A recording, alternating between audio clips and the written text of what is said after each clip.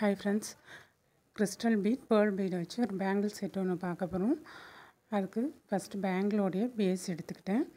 Crystal beat maroon கலரில் ஒரு line எடுத்திருக்கேன். பேர்ல் பீட் ஒரு பஞ்சாக எடுத்திருக்கேன். சக்கரி ஃப்ளவர் சக்கரி கொஞ்சமாக எடுத்துக்கிட்டேன். இது கூடவே திக்கான வயரும் எடுத்துக்கிட்டேன். இப்போ நம்ம இந்த பேங்கிளை எடுத்து ஒயர் தேவையான அளவுக்கு கட் பண்ணி எடுத்துக்கலாம். எடுத்துட்டு அந்த ஒயரோடைய எண்டில் சின்னதாக ஒரு நாட் போட்டுக்கலாம். பெரிய நாட்டு வேண்டாம். பெருசாக நாட் போட்டோம்னா நம்ம பேங்கிள் கையில் போடும்போது அந்த ஒயருடைய நாட் குத்தும். அதனால் சின்னதாக ஒரு நாட் போட்டுக்கலாம். எக்ஸ்ட்ரா உள்ள ஒயரை கட் பண்ணிக்கலாம். நம்ம கட் பண்ணி எடுத்துருக்க ஒயரில் ஒன் சைடு நாட் போட்டுக்கிட்டோம். இன்னொரு எட்ஜ் எடுத்து பேங்கிளோடைய பேஸ் இருக்கு இல்லைங்களா, அந்த பேஸுக்குள்ளே கோர்த்து எடுத்துக்கலாம். பேக் சைடு இருந்து உள் பக்கத்தில் இருந்து அந்த ஹோல்ஸில் போட்டு கோர்த்துட்டு அந்த ஒன் எட்ஜை பிடிச்சி நம்ம இழுக்கும்போது அந்த நம்ம போட்டிருக்க நாட்டு போய்ட்டு அந்த ஹோல்ஸில் லாக் ஆகிடும். இப்போ இந்த ஒயரில் நம்ம ஃபஸ்ட்டு சக்கரி, அதுக்கடுத்து நம்ம மாற்றி எப்படி வேணாலும் கோர்த்துக்கலாம். ஒவ்வொரு பீட்ஸுக்கு இடையிலையுமே சக்கரி வர மாதிரி பார்த்துக்கணும். ஒரு கிறிஸ்டல் பீடு, ஒரு சக்கரி, திரும்ப ஒரு பேர்ல் பீடு, ஒரு சக்கரி, திரும்ப கிறிஸ்டல் பீடு, சக்கரி, அதை மாதிரி மாறி ஒவ்வொரு பீட்ஸுக்கு இடையிலையுமே நம்ம அந்த சக்கரி வர மாதிரி பார்த்துக்கணும். நம்ம பேர்ல் பீடு, இந்த கிறிஸ்டல் பீடு, இந்த ரெண்டு பீட்ஸுக்கு இடையில சக்கரி வரணும். நம்ம எடுத்துருக்கிறது ஃப்ளவர் சக்கரி. இந்த பீட்ஸுக்கு இடையில அந்த சக்கரி பார்க்குறதுக்கு ரொம்ப அழகாக இருக்கும். நம்ம வெறுமனே பேர்ல் பீடு வச்சுமே இந்த பேங்கிள் ரெடி பண்ணலாம். அப்படி இல்லைன்னா கிறிஸ்டல் பீடு வச்சு வேணாலும் நம்ம ரெடி பண்ணலாம். நம்ம இடையில ஆல்டர்னேட்டாக ஒவ்வொரு மெட்டீரியலாக மாற்றும் போதும் பார்க்குறதுக்கு கொஞ்சம் லுக்கு நல்லாயிருக்கும். அப்படின்றதுக்காக நம்ம இந்த சக்கரி, பேர்ல் பீட், கிறிஸ்டல் பீட் எதுவும் எடுத்துருக்கோம். உங்களுக்கு வேணும்னா நீங்கள் கிறிஸ்டல் பீட் மட்டும் கூட யூஸ் பண்ணிக்கலாம். இந்த கிறிஸ்டல் பீடுமே நிறைய ஷேப்ஸ்லேயுமே கிடைக்கிது, எல்லா கலர்ஸ்லேயுமே கிடைக்கிது. உங்களுக்கு இல்லை பேர்ல் பீடு மட்டும் யூஸ் பண்ணாலும் பண்ணிக்கலாம். அது உங்களுடைய விருப்பம்தான். இப்போ இதை மாதிரி அளவு வச்சு பார்க்கணும்.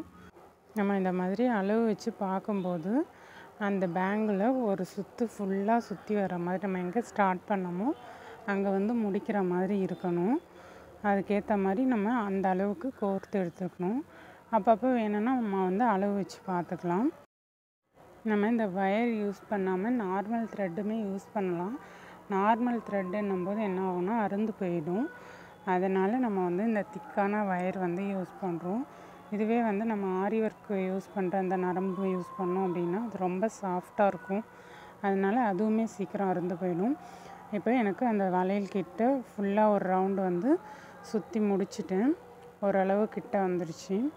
இப்போ ஃபுல்லாக இன்னும் ஒரு 2 பீட்ஸ் போட்டோன்னா அது ஃபுல்லாகவே முடிச்சிடுவேன். நம்ம எந்த இடத்துல ஸ்டார்ட் பண்ணோமோ அதே இடத்துலையே நம்ம லாஸ்ட்டாக அந்த நரம்புடைய இன்னொரு எஜ்ஜையுமே அதே ஹோல்ஸ்லேயே விட்டுறணும்.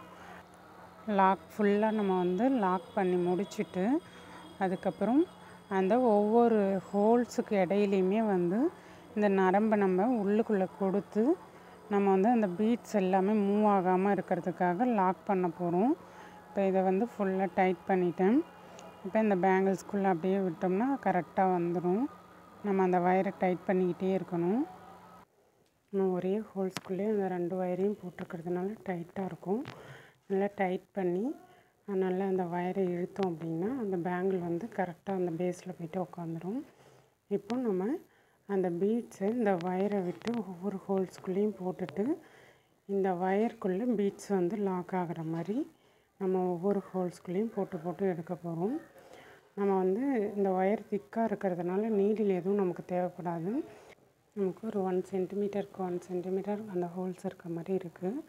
அந்த ஒவ்வொரு ஹோல்ஸ்குள்ளேயும் நம்ம உள்பக்கமாக இருந்து அந்த ஒயரை வெளியே எடுத்து பீட்ஸை லாக் பண்ணிவிட்டு அதுக்கப்புறம் திரும்ப அதே ஹோல்ஸ்குள்ளேயே நம்ம அந்த ஒயரை வெளில போட்டுடணும். அதே மாதிரி நம்ம இந்த ஃபுல் பேங்கிள் ஃபுல்லுமே நம்ம அதே மாதிரி லாக் பண்ணிக்கணும். ஒவ்வொரு ஹோல்ஸ்குள்ளேயும் அந்த நரம்பை நம்ம கோர்த்து எடுத்து பீட்ஸை லாக் பண்ணி அதே ஹோல்ஸ்குள்ளேயே போட்டுடுறோம். பீட்ஸுக்கு இடையில அந்த நரம்பு உள்ளே போயிடணும், நமக்கு வெளியே தெரியக்கூடாது. அதுக்கேற்ற மாதிரி நம்ம அந்தளவுக்கு டைட்டாக லாக் பண்ணிக்கணும். இப்போ உள்ளே போட்டுட்டு அந்த ஒயரை பிடிச்சி இழுத்தோம் அப்படின்னாவே லாக் ஆகிடும். அது ஒரு சக்கரையிலையும் மாட்டாது, அந்த பீட்ஸில் எதுலேயுமே மாட்டாது. லாக் பண்ணிக்கணும்.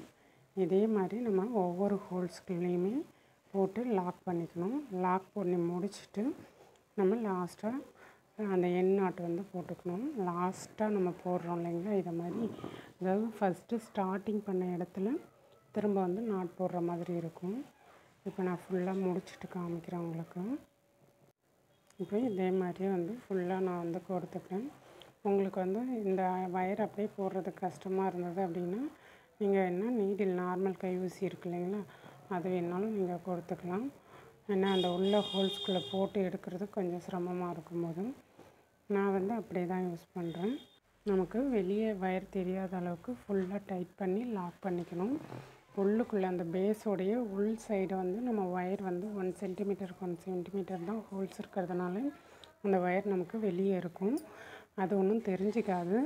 நீங்கள் அதையுமே வந்து கொஞ்சம் டைட் பண்ணி இழுத்தோம் அப்படின்னா அந்த வயருமே நமக்கு எதுவும் டிஸ்டர்ப் பண்ணாது. இப்போ ஃபுல்லாக முடிச்சுட்டு உங்களுக்கு நாட் போட்டுட்டு நான் காமிக்கிறேன். நாட் போட்டு முடிச்சுட்டு எக்ஸ்ட்ரா உள்ள வயரெல்லாம் கட் பண்ணியாச்சு.